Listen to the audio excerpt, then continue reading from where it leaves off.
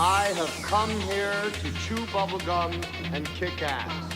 And I'm all out of kick ass. When I started this channel, I said to myself, I'll play all the worst games first. That way it can only get better. I mean, it couldn't get worse, right? The kick-ass games are the latest game to assault my eyes and my hard drive. These games do not kick ass though. They make you feel like kicking your own ass for even playing them. They might even kick your computer's ass for playing them. They're so bad, I briefly considered reviewing the Saw games instead. And those literally feature self-mutilation as a core mechanic. I've seen some egregious cases of false advertisement in my time. But this? Imagine buying a tin of caviar and opening it to find sewage. Or buying a bussin'-ass burger but opening the package and finding a lukewarm meat frisbee that just crawled away from a fight with prime Mike Tyson. I mean, come on, catfish don't even catfish this hard. The combat is appalling. Even the smallest microdong goes deeper than this. And comedy? If I'm the Junkyard King, welcome!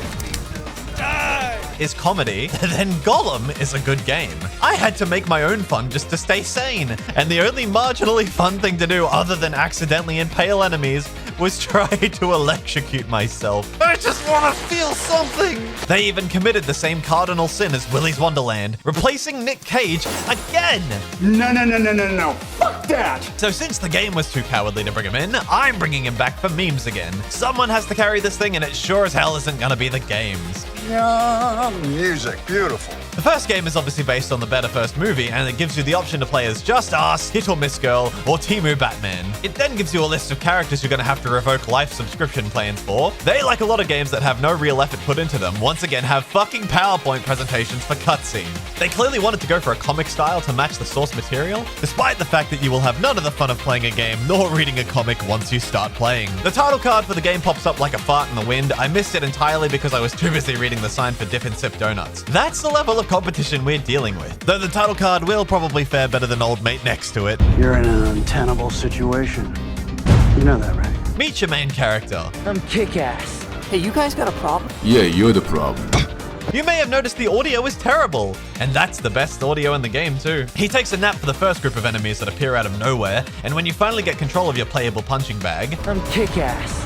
Are you sure, bro? Because so far you've just been kick my ass. After getting his bones rearranged, he can surprisingly hold his own now, and losing to kick ass is on the enemies. Because those haymakers are so wide, you could go to the cinemas, grab a drink and some popcorn, and be back to watch them land. The game has you travel to the donut shop where this guy's been getting ganked by 4 guys since the title sequence. Let's be real, even if you speedrun and took less than 10 minutes to get to this guy getting wailed on the way he is the entire time, there's nothing here to save but meat pace. The first boss fight introduces you to the combat loop of jumping around like a methed up Mario, as that is the only way to survive any of the boss fights in this game. Different environments was also not in the budget. 3 of the remaining levels are the same factory, which gets burnt down at least once each time you're in it, and the game only has 1 checkpoint per level right in the middle. So enjoy taking an extra 10 minutes per level if you happen to die before reaching it. Permadeath would have been less disappointing. At least I could have had a good reason to stop playing midway through the game. Now, since the game only has you play through the entire thing as one character, it has you do everything that each other character would have been doing at the time as kick-ass instead, which leads to any standout moments from the movie being stand-ins instead,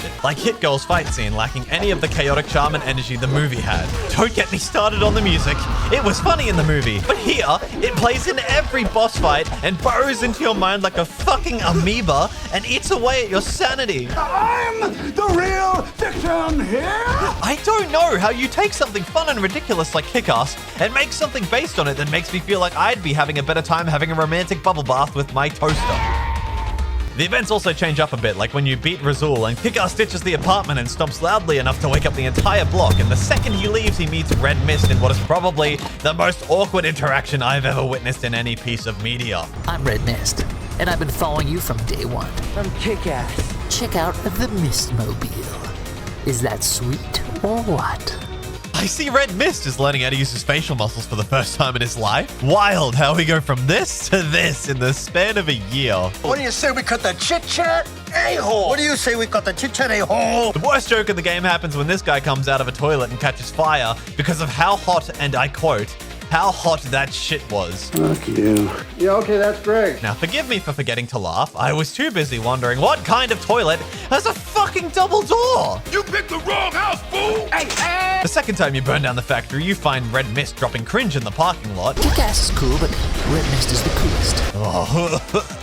He's there with 7. Count them. 7 goons. You've taken on more than that fairly often throughout the game, and you're the prepubescent toddler hero compared to Big Daddy. Yet these fuckers walk up on Big Daddy and Hit Girl, and they fold like fucking origami. Regardless, in the picture book loading screen, instead of Big Daddy and Hit Girl like the cutscene, it's actually Big Daddy and Kick-Ass as it's supposed to be, being tortured to the very ill-fitting tune of I Gotta Be Kick-Ass. That's not helping. But it's okay, because a few minutes later, he's free and there to save the day. That's not helping either.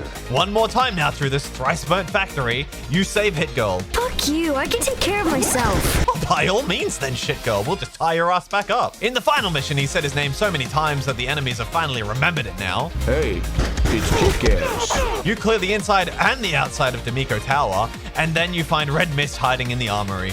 I'm kick-ass. Oh, we know. Once he's taken care of, you can find Frank D'Amico making it rain and snow while his men are out there getting shredded apart. And bust in with Hit Girl and a still alive Big Daddy, who I'm pretty fucking sure died in both the movie and comics before this. But because they've been jumping between comic books, movie clips, and animated cutscenes that treat continuity like it's a bigger joke than their game is, we're expected to just roll with it. Expecting a big boss battle with an enraged nose candy mobster that absolutely handed Hit Girl her ass in the movie? The way you just said that right now, that's kinda cool. Well, too bad. Even the game has had enough by this point and skips to the part of the movie of Kick-Ass rocketing him out the window with a line that sounded like the voice actor had all the congestion. Not this time. Dude sounded like he was on sick leave and they just called him up and recorded his line as quickly as they could through the phone speaker. Then the window explodes into a flock of pigeons. And because apparently we're all too cool to look at it, there's no explosion. The credits roll. Oh god, no!